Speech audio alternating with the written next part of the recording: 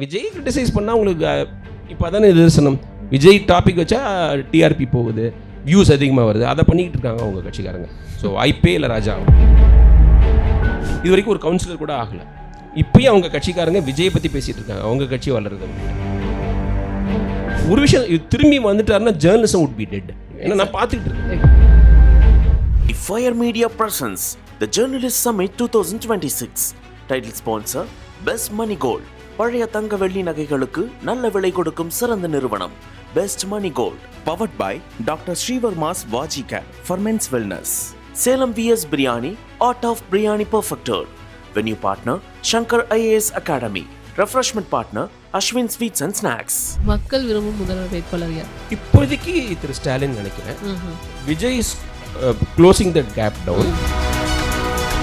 திமுக காரங்களே நீங்கள் வந்து குவாரி ஐடியா நடத்த விட்டு அளவுக்கு அதிகமாக கல்லையும் மண்ணையும் நீங்கள் சுரண்டி எடுத்தீங்கன்னா கூட சரி, கட்சிக்காரங்க எதிர்கட்சிக்காரங்க நீங்கள் சுரண்டறதுக்கு அலோவ் பண்ணுறீங்கன்னா எவ்வளோ மோசமான 4.5 ஆண்டு கால செயல்பாடு எப்படி இருந்தது திமுகவோட ஆட்சி காலத்தில்? நல்ல விஷயங்கள் நிறைய பண்ணியிருக்காங்க.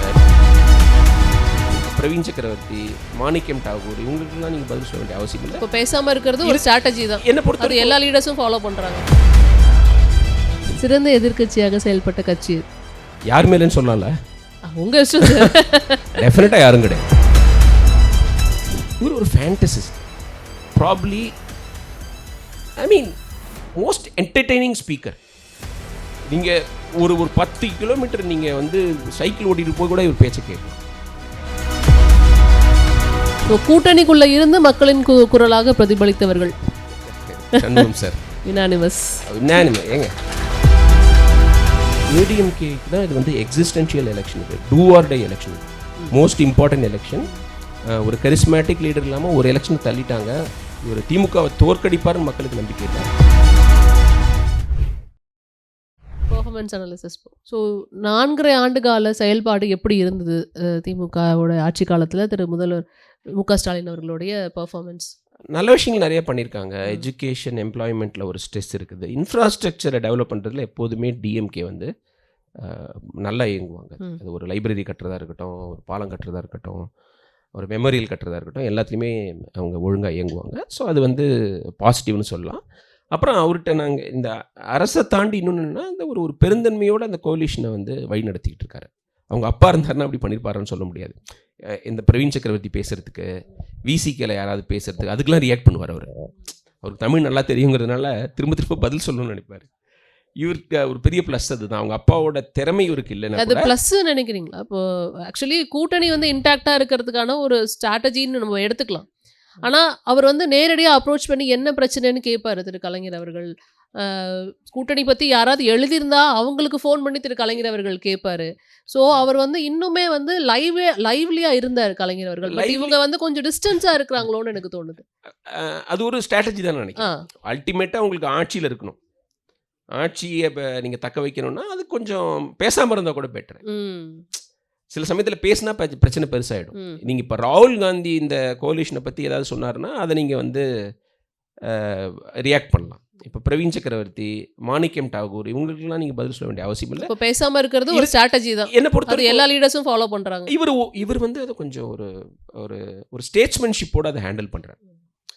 இந்த கூட்டணி நம்மளுக்கு முக்கியம், தனியாக நம்ம ஜெயிக்க முடியாது, காங்கிரஸும் நம்மளுக்கு தேவை, அதனால் பப்ளிக்காக நம்ம ரியாக்ட் பண்ண வேண்டாம் அப்படின்னு ஒரு ஸ்ட்ராட்டஜி. தட்ஸ் ஆல்சோ ஸ்ட்ராட்டஜி நீங்கள் சொல்கிறீங்க. அதை நான் எடுத்துக்கலாம். அது எல்லா லீடர்ஸ்க்கும் அப்ளிகபிளா அப்படின்னு நான் கேட்குறேன். அது கூட்டணி நடத்தும் போது நீங்கள் கொஞ்சம் விட்டு கொடுக்கணும். ஓகே, தனியாக இப்போ நீங்கள் உங்கள் இஷ்டத்துக்கு பண்ணலாம். நீங்கள் ஒரு கூட்டணி தலைவராக இருந்துட்டிங்கன்னா கொஞ்சம் ஒரு கிவ் அண்ட் டேக் இருக்கணும்னா அதை பண்ணிகிட்டு இருக்காரு. ஸோ நான் ப்ளஸ் கவர்மெண்ட்டோட ப்ளஸ் சொன்னது வந்து எஜுகேஷனுக்கு stress, employment generation, infrastructure improve ஆகிருக்குது. மைனஸ் நிறையா இருக்குது. ஃபஸ்ட்டு நான் வந்து இந்த கனிம வள கொள்ளையை சொல்லுவேன். அது வந்து ரொம்ப அநியாயமாக போயிட்டுருக்கு. அதை பற்றி யாருமே கவலைப்படுறதில்ல. ஃப்ரண்ட் லைனில் வந்து ஒரு 4 மாதத்துக்கு முன்னாடி ஒரு கவர் ஸ்டோரியே வந்தது. கொடுமை. அதாவது அதிகாரிகளுக்கு தெரியுது கனிம வளம் கொள்ளை போயிட்டுருக்குன்னா நடவடிக்கை எடுக்கிறதில்ல. இந்த ஜெகபரலி இன்சிடென்ட் சொன்னேன்ல, புதுக்கோட்டையில் இருந்தார்ல. ரீசெண்டாக கூட ஒரு முக்கியமான செய்தி நிறுவனத்தில் இருக்க ஆமா, ஆமா, பத்திரிகையாளர்கள் அதுவும் தாக்கப்பட்ட பார்த்தேன். சம்பவம் நடந்துச்சு. எல்லா ஊரையும் அதுக்கு நடந்துட்டு எல்லா இருக்கு. கட்சியுமே குரல் கொடுத்தாங்க. டிவிகேல இருந்து அதாவது அதில் குரல் ஒரு கொடுத்தாங்க. உங்களுக்கு வீடியோ ஃபுட்டேஜ் இருந்ததுனால அது ஒரு இஷ்யூ ஆச்சுங்க. அதை விட சீரியஸ் இஷ்யூஸ் தான் ஜெகபரலி இஷ்யூ. ஒருவரையும் சொல்கிறேன், அவர் ஏடிஎம்கே சேர்ந்தவர், அந்த குவாரி நடத்தினவர் ஏடிஎம்கே காரர். ம். டிஎம்கே ஆட்சியில் ஏடிஎம்கே காரங்க கொள்ளடிக்கிறது எப்படிங்க நீங்கள் சொல்லுவீங்க? லாஜிக் என்ன இருக்குங்க? திமுக காரங்களே நீங்கள் வந்து குவாரி ஏடியை நடத்தி விட்டு அளவுக்கு அதிகமாக கல்லையும் மண்ணையும் நீங்கள் சுரண்டி எடுத்தீங்கன்னா கூட சரி, கட்சிக்காரன் எதிர்கட்சிக்காரங்க நீங்கள் சுரண்டுறதுக்கு அலோவ் பண்ணுறீங்கன்னா நீங்கள் எவ்வளோ மோசமான ஒரு அரசாக இருக்க முடியாது. அதில் வந்து உங்களுக்கு இதுவே இல்லை, லாஜிக்கே இல்லை. அதுமாரி பல இடங்களில் கேரளாவில் விழிஞ்சம் இதெல்லாம் போட்டுலாம் நம்மளோட மினரல்லேருந்து கட்டியிருக்கிறாங்க. கேரளாலேருந்து ஒரு கல் ஒரு ஒரு சட்டி மண்ணு நீங்கள் எடுத்துகிட்டு வர முடியாது. நம்ம எப்படி அனுப்ப முடியும்? கரப்ஷன் அதிகமாக இருக்கிற கர்நாடகாவுக்கு போகாது, கர்நாடகாலேருந்து நீங்கள் அது வாங்க முடியாது, நம்ம அனுப்புகிறோம். என்ன நியாயம்? நீங்கள் தென்காசி, திருநெல்வேலி, கன்னியாகுமரியிலேருந்து லாரியாக போயிட்டுருக்கு, கவலையே படலை. நம்ம வந்து நம்மள்ட்ட அந்த இது இல்லை, சீரியஸ்னஸ் இல்லை. கேரளாலேருந்து உங்களுக்கு சுற்றுப்புற சூழலில் அவ்வளோ கவனம் இருக்குது. அதை வந்து இவர் எதுவுமே பண்ணல. ஏன்னா பண்ண முடியாத லெவலுக்கு ஆயிடுச்சு. ஏன்னா இது திமுக திராவிட இயக்கம் அதெல்லாம் சொன்னாலும் பேசிக் அப்ரோச் ஒரு பூர்ஜுவா அப்ரோச் தான். பணம் சம்பாதிக்கிறது அப்படிங்கிறது கடைசி மட்டம் வரைக்கும் பரவி இருக்குது. அது ஒரு பெரிய மைனஸாக சொல்லுவேன். அப்புறம் சாதி அந்த விஷயங்களில் சீரியஸான அப்ரோச் இல்லை. அது வந்து ரொம்ப மெத்தனமாக தான் இருக்கிறாங்க. லா அண்ட் ஆர்டர் வள்ளி கும்மிங்கிறது வந்து பெண்களை அடிமையாக்குற ஒரு இதுவாக பார்க்குறோம். அந்த கும்மியில் நல்லா கும்மி அடித்தாரும் ஒருத்தர் கலைமாமணி அவார்டு வாங்கி கொடுக்குறாங்க. அந்த கோகுல்ராஜை கொலை பண்ண அந்த யுவராஜுக்கு என்னமோ பெரிய வேர்ல்டு கப் வின் பண்ணிட்டு வந்த மாதிரி மக்கள் செலிப்ரேஷன் கொடுக்குறாங்க. அதெல்லாம் பற்றி கண்டிச்சு உங்கள் கட்சிக்காரங்க பேசியிருக்காங்க? யாராவது இது வரைக்கும் இன்னும் பேசியிருக்காங்கன்னு சொல்லுங்கள். பேச மாட்டாங்க. ஏன்னா டாமினன்ட் காஸ்ட்டை சேர்ந்தவங்க என்ன வேணா பண்ணலாங்கிற மாதிரி ஒரு நிலைமை இருக்குது. இங்கே எதுக்கு பேசி நம்ம வம்பு வளர்க்கணும்? அவங்ககிட்டே சில முரண்பாடுகளை பார்க்க முடியுது. பாலத்துக்கு வந்துட்டு காஸ்ட் பிளேயரோட இன்க்ளூட் பண்ணி வச்சதுக்கு எல்லாமே இல்லை. இப்போ நீங்கள் உதயநிதி அவர்கள் வந்துட்டு இந்த கும்மின்னு சொன்னோடனே எங்களுக்கு ஞாபகம் வந்தது வந்துட்டு ராஜ்னு சொல்லிட்டு அவரோட ராஜு கவுண்டர்னு அப்படிங்கிறத சொன்னதெல்லாம் வந்துட்டு நிறைய முரண்கள் இருந்தது. பெரியார்னு அப்புறம் எதுக்கு நீங்கள் என்ன சொன்னார்? அவர் பெரியார் தான் சொன்னாரா? இப்போ வந்து இந்த மாதிரி சாதி வன்முறை நடந்தால் நீங்கள் வந்து தீவிரமாக கண்டிக்கணும்ல. தமிழ்நாட்டில் எவ்வளோ ஆணவ சமீபத்தில் 2 நடந்திருக்குது. எவ்வளோ சாதிய பிரச்சனைகள் இருக்குது. எத்தனை கோயிலில் வந்து பட்டியலினத்தினர் போய் வழிபட முடியல. இதெல்லாம் பெருமையாக நம்மளுக்கு. இரட்டை கொலை முறை இருக்குன்றாங்க. சாதி வந்து ஒவ்வொருத்தரையும் துரத்திக்கிட்டே இருக்குது. சிட்டியில் நம்மளுக்கு தெரியாமல் இருக்கலாம். எனக்கு வந்து அந்த கோகுல்ராஜோட அம்மாவை பார்க்கும்போதெல்லாம் அவ்வளோ ஒரு கோபமும் ஒரு வருத்தமும் இருக்கும். அவங்க என்ன தப்பு பண்ணாங்க? அந்த யுவராஜுக்கு அந்த மாதிரி ஒரு செலிப்ரேஷன் நடக்குது. கொலையை ஆர்கெஸ்ட்ரேட் பண்ணி அரச மரத்தடியில் கொடுக்கல தண்டனை. அவர் கொடுத்தது கோர்ட்டு டியூ ப்ராசஸ்க்கு அப்புறம் கொடுத்த தண்டனையை வந்து எதுக்குற மாதிரி அவர் கொண்டாடுறது. அப்போ என்ன சொல்கிறாங்க? திரும்பவும் நாங்கள் ஆணவ கொலை பண்ணுவோம் அப்படின்னு ஒரு மெசேஜ் தானே கொடுக்குறாங்க அந்த கொண்டாட்டத்தில் ஈடுபடுறவங்க. இப்போ ரீசெண்டாக வைத்திலிங்கம், வைத்திலிங்கம் அவர் மேலே 2 எஃப்ஐஆர் இவங்களே பதிவு பண்ணியிருக்காங்க. ஒன்று வந்து ஒரு கட்டட நிறுவனத்தில் பணம் வாங்கி பர்மிஷன் கொடுத்தது 28 கோடி. அவரோட 100 கோடி சொத்தை இன்னும் அவர் மேலே நிறையா குற்றச்சாட்டு இருந்ததுன்னா 100 கோடி சொத்தை இடியே வந்து ஃப்ரீஸ் பண்ணியிருக்காங்க. அதுக்கு ஒரு எஃப்ஐஆர் போட்டிருக்கிறாங்க. அதுக்கப்புறம் அளவுக்கு அதிகமாக சொத்து குவிச்ச வழக்கில் எஃப்ஐஆர் போட்டிருக்காங்க. அவரை நீங்கள் கட்சியில் சேர்த்துக்கிறீங்க. என்ன மெசேஜ் கொடுக்குறீங்க நீங்கள்? அப்புறம் நான் ஊழலை நான் எதுக்குறேன் அது அப்படிலாம் சொன்னால் யார் நம்புவா? நீங்கள் பிஜேபியை மட்டும் வாஷிங் மிஷின் சொல்கிறீங்க. நீங்கள் என்ன வாஷிங் மிஷின்? இது வேறு கம்பெனி வாஷிங் மிஷின், அவ்வளோதானே. ஸோ இந்த கேள்விலாம் இதெல்லாம் கேட்க முடியல. நீங்கள் சீஃப் மினிஸ்டர் பார்த்தீங்கன்னா எப்படி சார் இருக்கீங்க, நல்லா இருக்கீங்களா சார், ஊட்டியில் எப்படி குளிர் எப்படி இருக்குது, இந்த மாதிரி கேள்வி கேட்குறாங்க. ஜேர்னலிஸ்ட் மேலே பிரச்சனை இருக்குது. ஹார்ட் ஹிட்டிங் கேள்வி கேட்க முடியாது. நீங்கள் ஆக்சுவலாக மீடியாவை பற்றி ஒரு செஷன் வச்சா அதில் இன்னும் நிறையா கதை இருக்குது. ஏன்னா எங்களோட ரோலில் மீடியாவில் உள்ளவங்களோட ரோல் பண்ண முடியல இப்போ. நிச்சயமா இல்லை 21 இப்போ ஏற்கனவே இதை சொன்னது தான். ஸோ இதே மீடியா தான் வந்து நார்த் மீடியா எப்படி செயல்பட்டு இருந்தது அப்படிங்கிறத பல்வேறு கட்டமாக விமர்சனங்களாக வச்சாங்கங்கிறத பார்க்க முடியுது. பட் இப்போ அதான் நடந்துட்டுருக்கோ அப்படிங்கிறதும் இங்கே தமிழ்நாட்டில் அது நடந்துட்டுருக்கோ அப்படின்னு தோணுது. ஆனால் நீங்கள் யூடியூப் சேனலுங்கிறதுனால கொஞ்சம் இன்ட்ரெஸ்டாக வரேன். இன்ஸ்டிடியூஷனாக இருக்கிற மீடியா வந்து வேலையை செய்கிறது இல்லைங்க. நானும் டைம்ஸ் ஆஃப் இந்தியா இதிலெல்லாம் டெக்கன் க்ரானிக்கெல்லாம் ஒர்க் பண்ணியிருந்தாலும் சொல்கிறேன், ஒரு பெரிய நிறுவனமாக இருக்கிற மீடியா தன்னுடைய வேலையை செய்ய வாய்ப்பே இல்லை இப்போ உள்ள நிலைமைக்கு. யூடியூப் சேனல்ஸ் ஓவர் ஹெட்ஸ், நிறைய செலவில்லாத யூடியூப் சேனல்ஸ் தான் நல்ல ஜேர்னலிசம் பண்ண முடியும். நீங்கள் ரீசெண்டாக ஆரம்பிச்சிருக்கீங்க, உங்களோட வாழ்த்துக்கள். எந்த புல்ஸ் ப்ரெஷர்ஸ் இல்லாமல் நீங்கள் அதிகாரத்தை கேள்வி கேட்கணும். அதிகாரத்தை நீங்கள் கேள்வி கேட்குறது தான் வந்து என்னை பொறுத்த வரைக்கும் ஜேர்னலிசம். இங்கே தமிழ்நாட்டில் இல்லை. நிச்சயம். இவர்கிட்ட ஒரு இன்னொரு பெரிய நெகட்டிவ் இது சொல்லணும்னா, நடுநிலை ஜேர்னலிஸ்டே கிடையாதுங்க. எல்லாரும் வந்து கட்சி சார்பாக்கிட்டாங்க. அதில் என்ன அவங்களுக்கு ஒரு ஆர்வமே தெரியாது. நம்ம சின்ன வயசில் இவெல்லாம் நடுநிலைன்னு நினச்சி பார்த்துருப்போம். கம்ப்ளீட்டாக கட்சி சார்பாயிடுச்சு. சின்ன வயசுல இப்போ 21ல இருந்தது 26ல இல்லைங்கிறது தான் பார்க்க ஆமாம், முடியும். என்னோட சின்ன வயசுல இல்லை, அவங்க சின்ன வயசு, என்னது ரொம்ப பழசு. ஸோ வந்து அது நான் ரொம்ப சீரியஸாக பார்க்குறேன். அநியாயத்துக்கு கட்சி சார்பாக இருக்கு. Over the period, over the 4 years. இப்போ ஏடிஎம்கே இந்த அளவுக்கு பண்ணதில்லை. I am not a fan of ADMK. But ஏடிஎம்கேவும் டிவி சேனல்ஸ் டிபேட் ஹெட்லைனை கொஞ்சம் கண்ட்ரோல் பண்ணுவாங்க. நீங்கள் தூத்துக்குடி துப்பாக்கி சூட்டை பற்றி திரும்பி போட்டிங்கன்னா போடாதீங்க, நாங்கள் அரசு கேபிளை கட் பண்ணுவோம் அப்படிலாம் மிரட்டுவாங்க. அதை இவங்களும் செய்வாங்க. பட் இவங்க வந்து என்ன பண்ணிட்டாங்கன்னா, ஜேர்னலிஸ்ட்டை கட்சிக்காரங்க மாதிரி ஆகிறது, அல்லது கட்சி வேலைகளுக்கு பயன்படுத்தவங்கள ஜேர்னலிஸ்ட்டாக அனுப்புறது. நீங்களாம் பார்த்துருப்பீங்க டிவியில். அநியாயமாக நடக்குது. அதை நீங்கள் வந்து அப்போ நீங்கள் என்னால் ஒரு விஷயம் இது திரும்பி வந்துட்டாருன்னா ஜேர்னலிசம் வுட் பி டெட். என்னால் சொல்ல முடியும், என்னால் எழுதி தர முடியும். ஏன்னா நான் பார்த்துக்கிட்டு இருக்கேன். எக்ஸாக்ட். ஏன்னா கேள்வி கேட்க வேண்டியவங்க கேள்வி கேட்கறது. நிச்சயமா. So next slide. சிறந்த எதிர்க்கட்சியாக செயல்பட்ட கட்சி எது? யார் மேலேன்னு சொல்லலாம்ல? உங்கள் இஷ்டம். டெஃபினட்டாக யாரும் கிடையாது. யாரும் இல்லை. யாருமே. நீங்கள் ஒவ்வொருத்தருக்கும் ஒன்று சொல்லலாம். எடப்பாடி பழனிசாமி அவர்கள், நான் இப்போ இந்த குவாரி கேஸே சொன்னேன், அவர் கட்சிக்காரரை போய் பார்க்கல, அவர் ஜெகபர் அவர் பார்க்கல. ஏன்னா அவர் கட்சியை சேர்ந்த விஜயபாஸ்கர் குவாரி வச்சிருக்கிறாரு. ஸோ அவங்களுக்கு மாரல் அத்தாரிட்டி இல்லை, கவர்மெண்ட்டை கேள்வி கேட்குற அத்தாரிட்டி இல்லை. ஏன்னா நம்ம பேகேஜ் எதுவும் இருக்கக்கூடாது, நம்மளுக்கு எதுவும் வெயிட் இருக்கக்கூடாதுல்ல. ஸோ அதனால அவரால் பண்ண முடியாது ஊழல் விஷயங்களில். இப்போ அதுவும் பிஜேபியோட போனதுனால வாய்ப்பே இல்லை. நாட்டுக்கே வந்து பிரச்சனை தான் நினைக்கிறேன். அவரால் எதுவும் பண்ண முடியாது. அண்ணாமலை பற்றி அண்ணாமலை வந்து பயங்கர பாப்புலர் ஆகிட்டார் ஷார்ட் ஸ்பேன் ஆஃப் டைமில். ஒரு சினிமா நடிகர் இல்லாமல் இந்த அளவுக்கு பாப்புலர் ஆக முடியாது. பட் நிறைய பொய்ங்க, வாய் திறந்தா பொய், ஒரு கன்விக்ஷன் கிடையாது. அப்புறம் வந்து அவர் வந்து ஒரு டீம் மேன் கிடையாது. அவர் வந்து தனக்கு மேலே அமித்ஷா மோடி தவிர வேறு யாருமே கிடையாது. ஒரு நம்மளுக்கு ஈக்குவலாக தமிழ்நாட்டில் யாருமே இல்லைன்னு நினைக்கிறாரு. ஸோ அந்த ஈகோ வந்து அவரை ஓவர் பவர் பண்ணி ஒழுங்காக ஃபங்க்ஷன் பண்ண விடாமல் ஆயிடுச்சு. இப்போ நீங்கள் அண்ணா யூனிவர்சிட்டியில் இந்த பால் வன்கொடுமை நடந்தபோது அதுவும் ஒரு அதுலேருந்து நம்ம பாடம் கற்றுக்கணும். இதேமாரி ஒரு விஷயம் நடக்கக்கூடாதுன்னு நம்ம எல்லாருமே யோசிச்சிருப்போம்.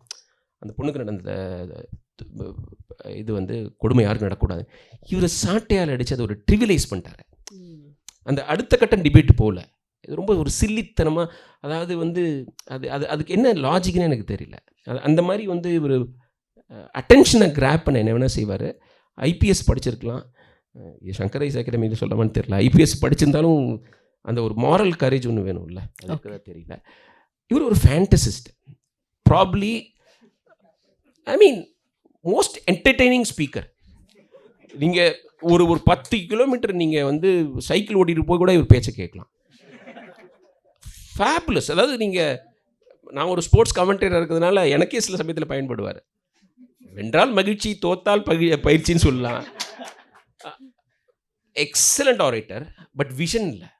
அப்புறம் அவர் ஆஃபர் பண்ணுறது ஃபேண்டசி. அந்த ஃபேண்டசி அரசியல் நம்ம கொஸ்டின் பண்ணணும். முக்கியமாக பெரியாருடைய அவரோட குரல்லையே ஒன்று வரும், உன் கடவுளை விட, உன் சாஸ்திரத்தை விட, உன் முன்னோரை விட, உன் வெங்காயம் விளக்கமாத்தை விட உன் அறிவு பெருசும்பார். அதில் எனக்கு முக்கியமான வார்த்தை முன்னோர். நம்ம முன்னோர்கள்ட்டேருந்து எதாவது கற்றுக்கலாம், ஆனால் அவங்களாம் ஜீனியஸ்ன்னுலாம் சொல்லக்கூடாது. இவர் அப்படி சொல்கிறவர்.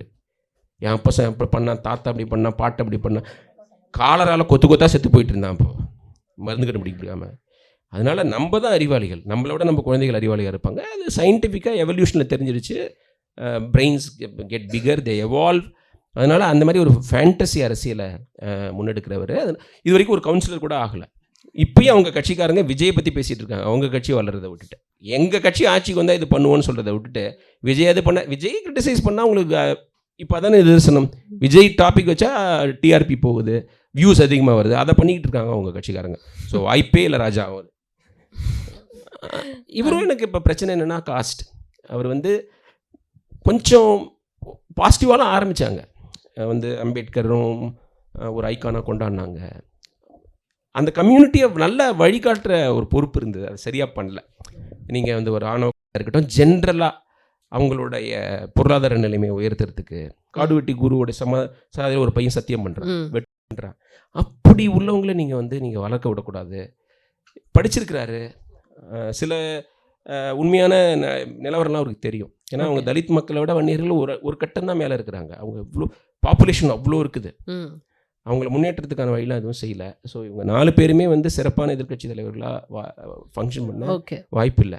அடுத்த ஸ்லைடு. ஸோ கூட்டணிக்குள்ளே இருந்து மக்களின் குரலாக பிரதிபலித்தவர்கள் சண்முகம் சார்.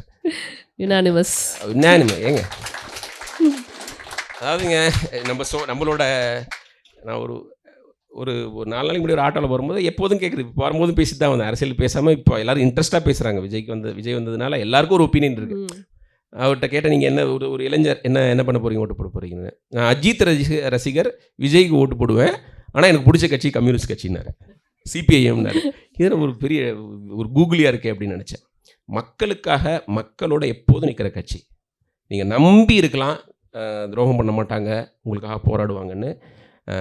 அவங்க மேலே ஒரு பெரிய குறை இருந்தது, வர்க்கத்தை மட்டும்தான் பார்க்குறாங்க, சாதியை பார்க்கறது இல்லைன்னு. இப்போ சாதிக்கு எதிராக ஒரு மிகப்பெரிய போராட்டம் தமிழ்நாட்டில் பண்ணிகிட்டு இருக்கிற ஒரே கட்சி சிபிஐஎம் தான்.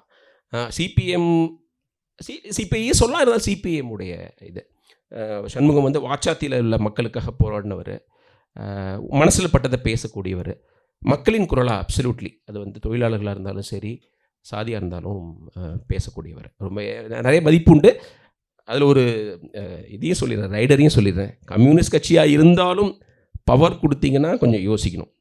பவருக்கு வந்தாங்கன்னா வேறு மாதிரி மாறலாம். Power corrupts, absolute power corrupts அப்சல்யூட்லிம்பாங்க. ஏன்னா கேரளாவில் பார்த்தீங்கன்னா அவங்களோட அப்ரோச் வேறு மாதிரி இருக்கும். தமிழ்நாட்டு கம்யூனிஸ்ட் கேரளா கம்யூனிஸ்டோட பெட்டர். ஏன்னா பவர் இல்லாமல் மக்களுக்காக போராடுவாங்க. அங்கே போனாங்கன்னா அவங்களே ஒரு அதிகாரம் கையில் வந்ததுக்கப்புறம் வேறு மாதிரி இருக்கலாம். Okay, so next slide. மக்கள் விரும்பும் முதல்வர் வேட்பாளர் யார்? இப்போதைக்கு திரு ஸ்டாலின் நினைக்கிறேன். Vijay is closing that gap down. நான் வந்து இந்த 2026 வந்து ஒரு வாட்டர் லூவாக இருக்கும்னு நினைக்கிறேன் ஏடிஎம்கேக்கு. நான் அவுட் ஆஃப் சிலபஸ் போகிறேன், நான் சொல்லலாம். இல்லை சொல்லலாம், தாராளமாக சொல்லலாம். ஏடிஎம்கேக்கு தான் இது வந்து எக்ஸிஸ்டென்ஷியல் எலெக்ஷன், இது டூ ஆர் டை எலெக்ஷன், இது most important election.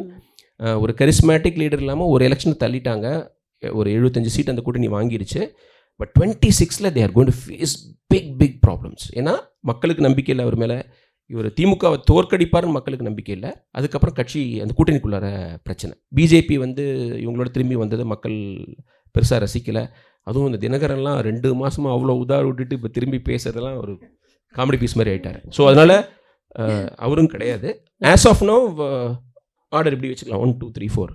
Okay, super sir. Vijayakanth இருந்தப்போ நம்ம வந்து விஜயகாந்த் மறைஞ்சதுக்கு அப்புறம் அவருக்கு வாய்ப்பு கொடுத்துருக்கலாம் பேசிட்டு இருக்க தமிழ்நாடு. இப்போ விஜய்க்கு வாய்ப்பு கொடுத்தாதானே அவர் என்ன பண்றாருன்னு தெரியும்.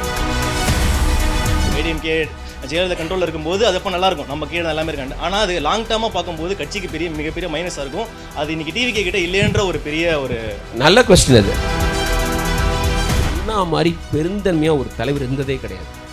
அவர் வந்து விஜய் 150 சீட் வின் பண்ணி ஜெயிக்க கூட ஜெயிச்சிட்டோம். அப்போ கேள்வி கேட்காம இருப்போமா?